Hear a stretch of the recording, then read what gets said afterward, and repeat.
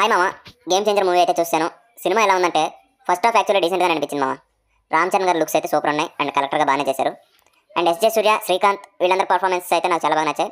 And dialogues by Sai Madhav, Burra బాగున్నాయి మామ. First half ending బాగుంది, కానీ సెకండ్ హాఫ్ అయితే ఏదైతే జరుగుతుంటుంది మామ. ఈ స్టోరీకి ఇన్ని రోజులు ఎందుకు తీసుకున్నారో, ఎంత ఖర్చు ఎందుకు పెట్టారో నాకైతే అర్థం కావట్లేదు. అండ్ చాలా రియల్ లొకేషన్స్లో తీశారు అండ్ కొన్ని సెట్స్లో కూడా తీశారు.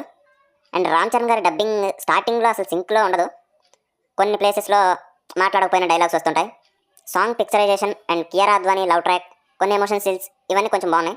కానీ ఈ సినిమా రామ్ చరణ్, శంకర్, దిల్ రాజు కాంబినేషన్లో అయితే లేదు మామ. ఒకప్పుడు శివాజీ, అపరిచితుడు, భారతీయుడు, ఐ, రోబో, జీన్స్, ఒకే ఒకడు లాంటి సినిమాలు తీసిన శంకర్ గారు అయితే నాకు కనిపించలేదు మామ. అండ్ ఈ game change script Karthik Subraj గారు రాశారంట. సో ఆయన రాసిందే తీసారా లేక వీళ్ళు ఏమైనా చేంజ్ చేశారా అది దేవుడికే తెలియాలి. అండ్ ఎస్ఎస్ తమన్ మ్యూజిక్ అదిరిపోయింది మామ. కానీ ఒక్కటే ట్రాక్ని చాలా డిఫరెంట్గా వాడాడు. అండ్ ప్రొడ్యూసర్ మన దిల్ రాజు గారు 50th మూవీ అంట. అండ్ డ్రీమ్ ప్రాజెక్ట్ అని కూడా చెప్పారు.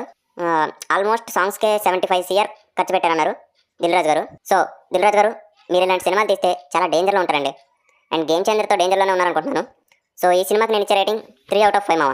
అండ్ మై ఫేవరెట్ సాంగ్ నా నా హైరానా, ఈ సాంగ్ అయితే లేదు మామ, మూవీలో కట్ చేశారు. సో ఇది గేమ్ చేంజర్ రివ్యూ. నచ్చితే లైక్ చేసి షేర్ చేయండి, సబ్స్క్రైబ్ చేసి సపోర్ట్ చేయండి. Thank you.